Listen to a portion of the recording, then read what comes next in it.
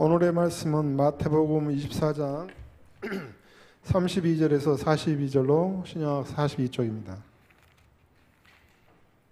봉독하겠습니다.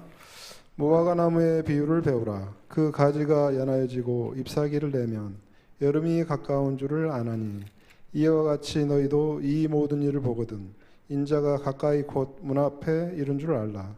내가 진실로 너에게 말하노니 이 세대가 지나가기 전에 이 일이 다 일어나리라. 천지는 없어질전정 내 말은 없어지지 아니하리라. 그러나 그날과 그때는 아무도 모르나니 하늘의 천사들도 아들도 모르고 오직 아버지만 아시느니라. 노아의 때와 같이 인자의 임함도 그러하리라. 홍수전에 노아가 방주에 들어가던 날까지 사람들이 먹고 마시고 장가들고 시집가고 있으면서 홍수가 나서 그들을 다 멸하기까지 깨닫지 못하였나니 인자의 임함도 이와 같으리라. 그때 두 사람이 밭에 있음에 한 사람은 데려가고 한 사람은 버려둠을 당할 것이요 두 여자가 맷돌질을 하고 있음에 한 사람은 데려가고 한 사람은 버려둠을 당할 것이니라. 그러므로 깨어 있으라. 어느 날에 너희 주가 임할는지는 너희가 알지 못함이니라. 아멘. 아멘. 모든 일은 다 때가 있습니다. 그리고 때가 되면 그 일이 이루어집니다. 전도서의 말씀대로 범사에 다 때가 있기 때문입니다. 사람으로 산다는 것은 때를 기다릴 줄 안다는 것이고 때가 되었을 때 때에 맞게 살아가는 것을 의미합니다. 추운 겨울에 사람은 꽃이 피는 봄을 기다립니다. 그런데 정작 봄이 되자마자 여름을 기다려서야 되겠습니까? 다가올 시간을 기다리면서도 철저하게 지금 여기에 속해서 그 시간을 살 수 있는 것이 지혜입니다. 어린 아기를 키우는 것은 결혼한 부부에게 여간 성가신 일이 아닙니다. 또 부부가 맞벌이로 일하려 치면 더더군다나 아이를 키우는 일은 힘이 들죠. 밤에 일어나서 기저귀를 갈아주고 그리고 잠자리에 들라고 하면은 조금 정말로 새 눈물만큼 그렇게 오줌을 싸고 울고 그렇게 기저귀를 갈아줬는데 금방 또 몇 분도 지나지 않아서 오줌 쌌다고 갈아달라고 우는 아이를 인내하면서 기다려주는 것은 정말 힘든 일입니다. 또 무거운 눈꺼풀을 들어 올리고 수시로 배고프다고 우는 아이에게 분유를 타서 먹여야 합니다. 그게 끝이 아니죠? 눈도 떠지지 않는데 그 분유를 다 먹은 아기의 등을 갖다 톡톡 두드려서 꺽 하고 트름이 나올 때까지 계속 기다려줘야 합니다. 매일 이런 일이 반복되니까 참 힘든 일입니다. 그때 부모는 아이가 빨리 커서 혼자 잘 수 있기를 간절히 바라고 그렇게만 되면 세상에 걱정이 없을 거라고 생각합니다. 하지만 정작 그때가 오면 그때만의 어려움이 있습니다. 자녀가 커서 고등학생이 되고 수능 준비를 하는 때가 되면 더 이상 밤에 일어나서 기저귀를 갈아줄 필요도 없고 그리고 분유를 먹이고 등을 두드려줄 그런 어려움이 없지만 그런데 그 수험생 자녀의 그 날카로운 신경 그것을 갖다가 계속 살피면서 그 마음을 갖다가 다치지 않게 하기 위해서 애쓰는 것, 눈치를 보며 살아가는 것 정말 힘들어서 차라리 그 자녀가 어려서 기저귀를 갈아주고 한밤중에 분유를 타먹이던 때가 좋았다라고 생각할 때도 온다는 것입니다. 현재에 대한 평가는 이처럼 상대적인 것입니다. 사람은 자신이 살고 있는 지금 이 순간이 가장 힘들다라고 생각하는 경향이 있습니다. 인생에 대한 시야가 좁아지기 때문입니다. 지나온 시간들 중에 더 힘든 시간이 분명히 있었는데 그때를 기억하지 못하기 때문에 지금이 제일 힘들다라고 생각하는 것입니다. 괴로운 날에는 살아오면서 가장 힘들었던 때를 기억하려고 노력하십시오. 이것이 행복을 연구하는 심리학자들이 이야기하는 공통된 하나의 비결입니다. 지금보다 훨씬 더 힘든 때가 있었다는 것입니다. 그리고 또 앞으로 다가올 날들 중에서 지금보다 훨씬 더 힘들 때도 올 거라는 것을 생각하면 한편으로는 마음이 무겁지만 한편으로는 지금 이 순간을 즐겨야겠다, 있는 그대로를 받아들여야겠다는 생각이 드는 겁니다. 그렇게 하면 지금 이 순간도 지나가리라는 것과 견디다 보면 좋은 날이 올 것이라고 하는 것을 우리가 깨달아 알 수 있습니다. 반대로 지금 이 순간이 인생에서 가장 행복하고 만족스럽다고 느낄 때 사람들은 불안해합니다. 이 행복이 오래가지 못하면 어떻게 할까? 또 예전과 같은 걱정과 근심, 두려움, 질병과 죽음에 대한 공포가 우리를 찾아오면 어떻게 할까? 걱정하는 것입니다. 이럴 때는 앞으로 다가올 시간을 대비하려고 겸손과 그리고 살뜰한 마음을 갖추기 위해서 힘쓰십시오. 우리가 인생의 이치를 생각해 볼 때 행복하고 만족스러운 시간도 언젠가는 지나갈 것이고, 그리고 어려운 시간도 언젠가는 지나갈 것인데, 지금은 그 미래의 시간을 대비하기 위해서 더욱더 겸손하고 더욱 살뜰하게 살아갈 시간이지 결코 절망하거나 낙심해서 주저앉을 시간이 아니라는 것입니다. 십자가의 죽음을 앞두신 주님은 제자들에게 그분이 떠나신 다음에 있을 일들을 여러 차례 반복해서 말씀해 주셨습니다. 그리고 선생이신 자신이 눈에 보이지 않을 때 홀로 남은 제자들이 어떻게 행할지를 당부하셨습니다. 오늘 읽은 마태복음 24장의 말씀도 그런 말씀 가운데 하나입니다. 예수님은 제자들에게 무엇을 말씀하셨습니까? 첫 번째, 때를 알라고 말씀하셨습니다. 우리 말에 철이 들다라고 하는 말이 있습니다. 철이 들다. 철 좀 들어라 하는 얘기는 무거운 그 쇠로 된 역기를 들으라 하는 얘기도 아니고요. 네 몸에 쇠가 들어갔으면 좋겠다 하는 얘기가 아닙니다. 철이 든다 할 때는 여기서 철은 사리를 분별하는 힘이라는 뜻도 있지만 본래 뜻은 봄, 여름, 가을, 겨울과 같은 제철 음식 할 때 그 철입니다. 한여름이 되었는데 두꺼운 겨울 외투를 입고 목도리를 두르고 다닌다고 한다면 그분은 분명 마음이 병든 분입니다. 제가 종각에서 그런 분을 본 적이 있습니다. 이제 봄이 끝나가지고 여름이 다가와서 정말 더운데 정말 그 무릎까지 오는 겨울 외투를 입고 그 목을 칭칭 정말 목도리로 감싸고 모자까지 쓰고서 그렇게 자고 있는 분을 봤습니다. 여러분, 대부분 노숙자들이 많이 보이는 모습이죠. 그리고 쇼핑카트에다가 비닐부터 우산까지 다 꽂고 이거저것을 갖다 많이 싣고 다니면서 돌아다니는 모습을 보게 됩니다. 이분들 대부분은 조현병이라고 하는 병에 걸린 분들이 많습니다. 그래서 제대로 현실을 파악하지 못하는 것입니다. 또 반대로 눈 내리는 겨울이 되었는데 반바지에 반팔로 영하 20도의 거리를 돌아다니는 사람이 있다고 한다면, 물론 자기의 근육을 자랑하기 위해서 돌아다니는 젊은이들도 있겠지만 이분들 역시 마음이 병든 분입니다. 철이 바뀌었는데 아직 그 철이 마음에 온전히 들어오지 못해서 철없는 행동을 하는 것입니다. 결혼을 했으면 어엿한 부부로서 두 사람의 일을 두 사람이 알아서 하는 것이 마땅합니다.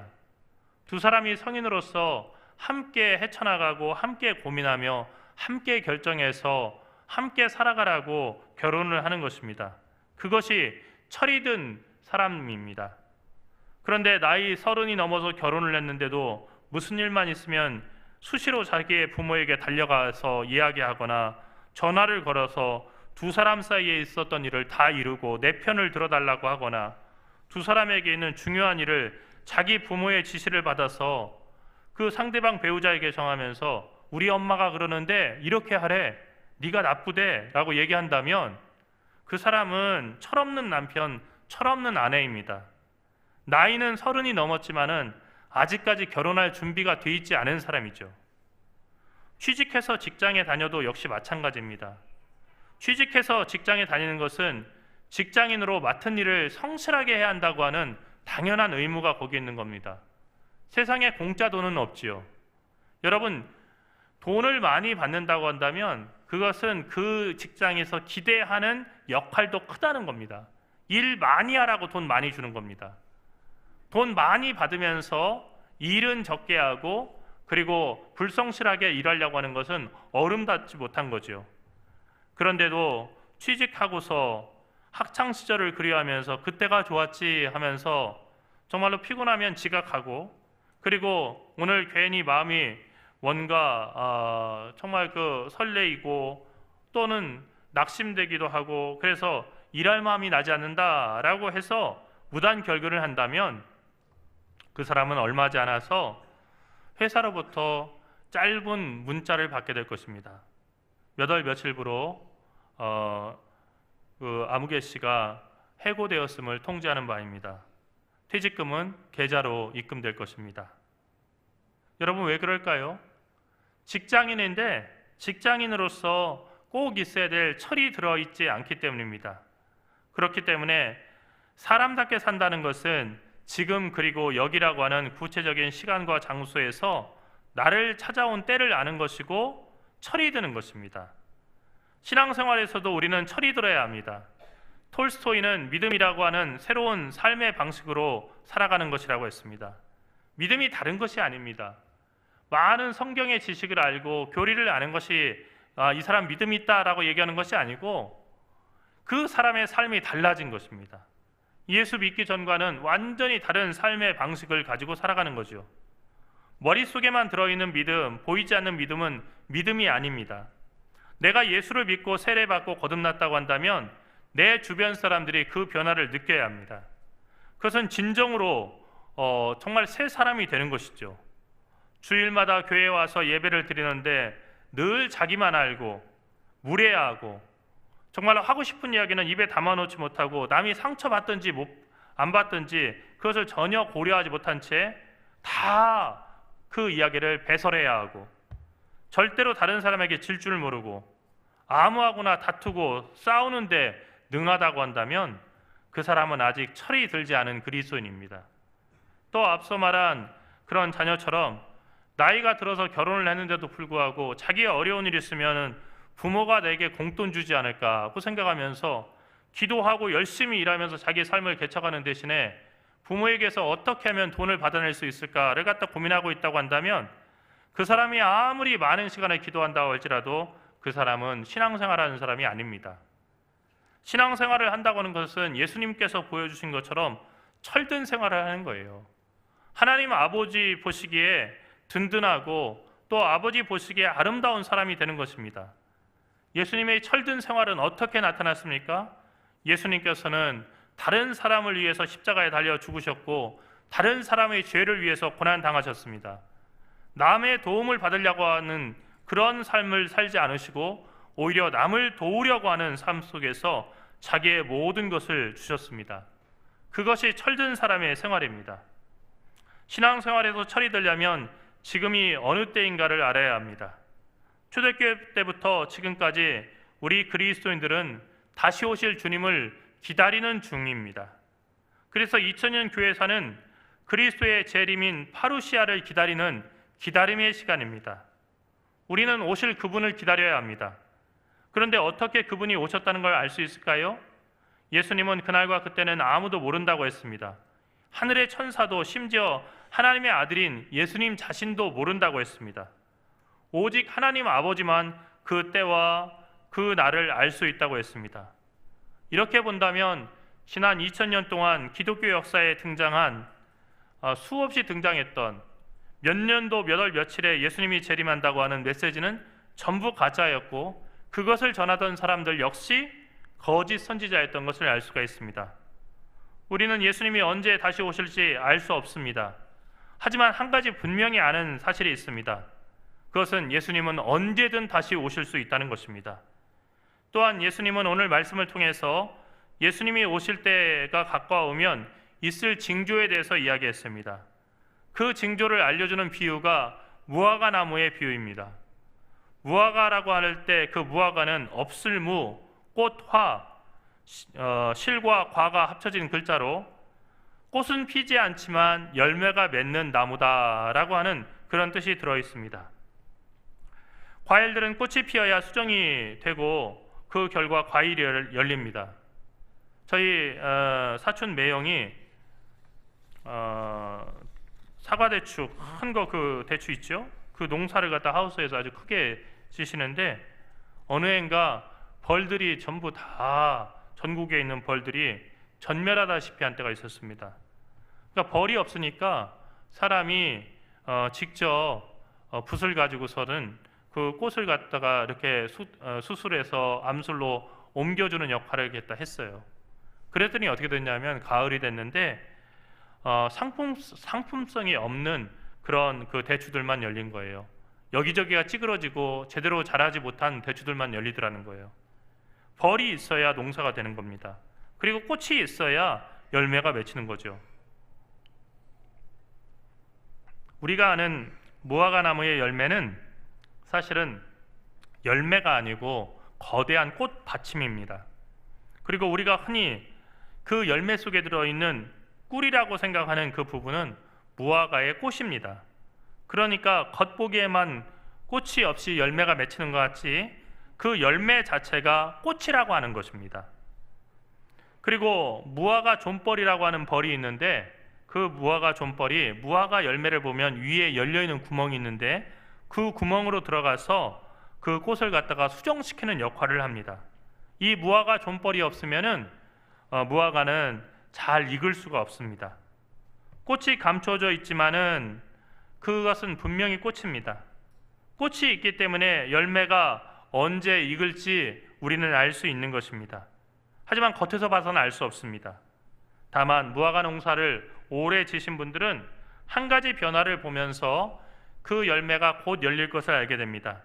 그것은 바로 오늘 주보의 사진에 나온 것처럼 그 가지 색깔이 연해지고 잎사귀가 연두색 잎사귀를 내는 것입니다. 화려한 꽃은 없어도 오늘 이 사진처럼 연한 연두색의 이파리가 나오고 가지가 부드러워지면은 곧 열매가 결실할 때가 가까이 왔다는 것을 농부는 알게 됩니다. 그리고 이 열매가 열릴 때가 되면 여름이 가까웠다는 것도 이 농부는 알게 되는 거죠. 예수님이 오시기 전에도 여러 가지 징조들이 있을 것입니다. 우리는 이 징조들을 보면서 무화과 나무가 열릴 때를 연한 잎사귀를 보고 알듯이 때를 분별할 줄 알아야 합니다. 예수님이 오시는 때를 어떻게 알 수 있습니까?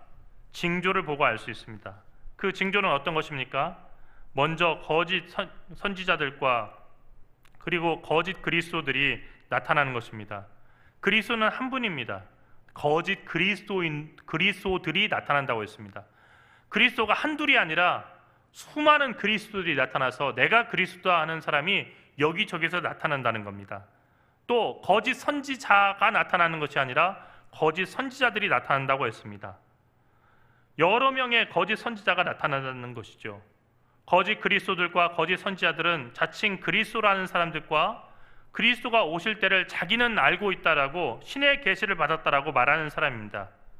그런데 이 사람들은 그리스도도 아니고 하나님께서 보내신 선지자도 아니라는 겁니다. 그래서 거짓이라고 하는 단어가 그 앞에 붙은 것이죠.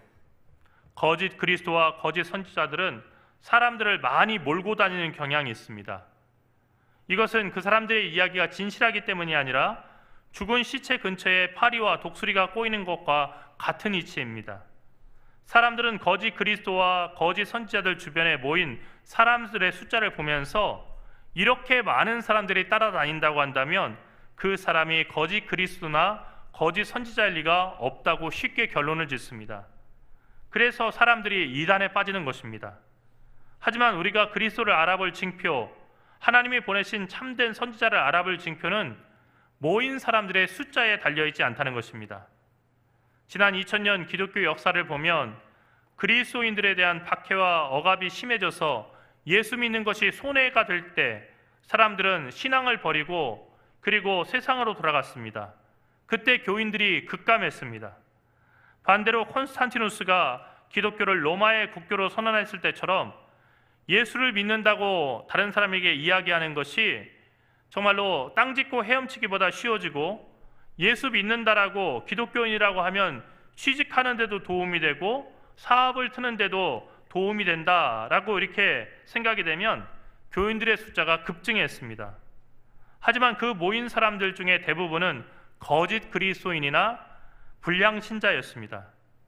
마음이 하나님의 말씀에 있고 구원받는 데 있는 것이 아니라 이 세상에서 어떻게 이익을 얻고 돈을 더 많이 버는가 여기에 있었고, 더 높은 자리에 올라갈 수 있는 그 비결을 신앙생활을 하는 것으로 생각했던 사람들입니다.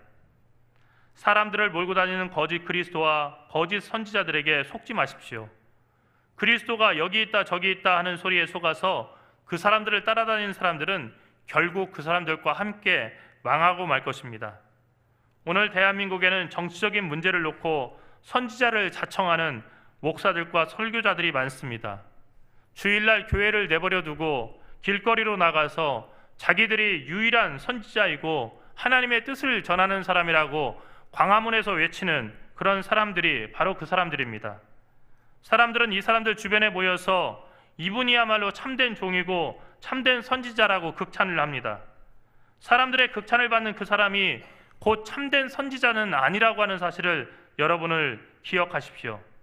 예수님은 다만 말세가 되면 자칭 그리스도와 자칭 선지자들이 많이 나타날 것이고, 많은 사람들이 그 거짓 그리스도와 거짓 선지자들을 믿고 미혹될 것이다. 이것은 피할 수 없는 운명이다 라고 그렇게 말씀하셨습니다. 여러분, 아무리 어려운 때가 되더라도 사람들의 시류에 휩쓸리지 마십시오. 많은 사람들이 옳다 하더라도 성경이 그러다고 한 그 일을 옳다고 생각하며 따라가서는 안 됩니다. 제가 대학 시절에 지하철을 한번 탄 적이 있었는데 학교에 가려고 한 20kg 정도 무게가 되는 책을 넣은 가방을 제 손에 들고 있었습니다. 그런데 2호선을 탔는데 사람들이 워낙에 많이 몰려들다 보니까 제가 그냥 어쩌다 보니까 책가방 손잡이를 갖다 놓쳐버렸어요. 그러면 20kg니까 떨어져서 누군가 발등을 갖다가 아주 짓짓는 무거운 무게니까 누군가 악소리가 나야 되는데, 어쩌다 보니까 가방이 점점 옆으로 계속 가고 있어요. 사람들이 하도 밀려드니까 그 사이에 껴가지고 가방이 공중에 떠서 옆으로 가는 걸 봤습니다. 여러분, 이렇게 사람들의 시류에 휩쓸리다 보면 우리는 우리가 가야 될 곳이 아니라 어쩌다 보니까 이르는 곳에 이를 수가 있습니다. 많은 사람들이 모여서 지르는 함성에 취하지 마십시오. 그거 중독성이 있는 겁니다. 하지만 그것이 옳은 게 아닙니다.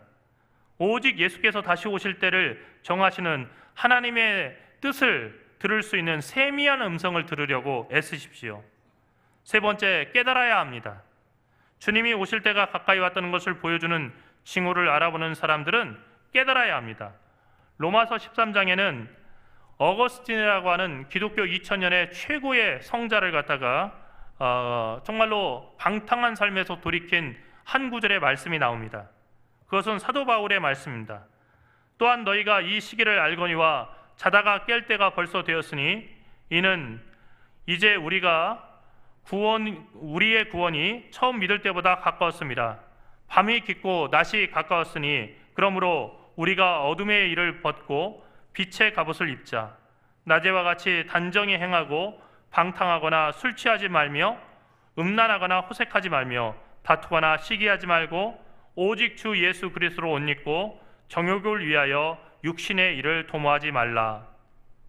아멘. 우리가 세상의 변화를 보면서 주님이 다시 오실 때까지 그 기다리는 때가 이제 얼마 남지 않았다는 것을 깨달아야겠습니다. 사람은 깨달으면 변합니다. 깨닫다라고 하는 동사는 깨다와 닫다라고 하는 두 개의 동사가 합쳐져서 된 말입니다. 우리는 오늘 대부분의 그리스도인들이 그랬듯이 깊은 잠에 빠져서 주님 오실 때를 놓쳐서는 안 되겠습니다. 지금이라도 깊은 잠에서 깨어나야겠습니다. 현실과 동떨어진 봄날의 꿈에서 깨어나야 되고, 현실을 외면하기 위해서 마시는 술에서 깨어나야 합니다. 잠과 꿈과 술이라고 하는 것은 살아 움직이며 숨쉬는 현실, 하나님의 구원의 역사에 대해서 눈을 감거나 마음이 떠난 자리를 의미합니다. 깨어난다고 하는 것은 잠을 자고 꿈을 꾸며 술에 취한 듯이 흐릿하고 멍청했던 삶에서 눈을 뜨고 정신을 차려서 하나님이 원하시는 거룩한 삶의 본질로 돌아오는 것을 의미합니다. 다음으로 닫다입니다. 깨닫다에서 닫다라고 하는 말은 있는 힘을 다해서 달려간다는 것을 의미합니다. 경기장을 뛰는 주자가 골인 지점을 향해서 좌로나 우로나 치우치지 않고 자기 레인을 열심히 달리듯이 우리가 그리스도인으로서 부름받은 사람으로서 가야 할 곳, 그리고 우리의 표대가 되시고 삶의 관역이신 그리스도를 향해서 화살이 날아가듯이 힘껏 내달려야 한다는 것입니다. 사랑하는 성도 여러분, 착각은 개인의 자유이지만 그 착각의 결과는 참으로 처참하고 피할 수 없는 숙명이 됩니다. 깨어 있어야 할 때 잠을 자는 사람, 돌이켜야 할 때 잘못된 길로 내달리는 사람, 새로운 삶을 살아야 할 때 옛 생활을 고집하다가 결국은 망하는 사람은 예수께서 다시 오시는 그 사건이 재앙이고 파국일 수밖에 없습니다. 오직 기도와 말씀 속에 깨어 있으십시오. 그리고 화의부동하십시오. 화의부동이라고 하는 것은 나와 다른 남들과 잘 어울리긴 하지만 줏대 없이 그 무리에 휩쓸려 가서 그 사람들이 하자는 대로 하고 그 사람들이 저지르라는 일을 함께 저지르지 않는 사람이 되는 것입니다. 그리스도가 오실 때가 역사상 어느 때보다도 가까워졌기 때문입니다. 끝까지 그리스도만을 표대로 삼아서 다른 박질을 멈추지 않음으로써 면류관을 쓰는 그리스도의 사람들, 진정한 그리스도인 되기를 주님의 이름으로 간절히 축원합니다. 기도하겠습니다. 사랑하시는 주님, 때를 알게 인도하여 주시옵시고 때에 알맞게 이 때를 의식하며 마땅히 행할 일을 하면서 살아가게 인도하여 주시옵소서. 사랑하시는 우리 주 예수 그리스도의 이름으로 간절히 기도드리옵나이다. 아멘.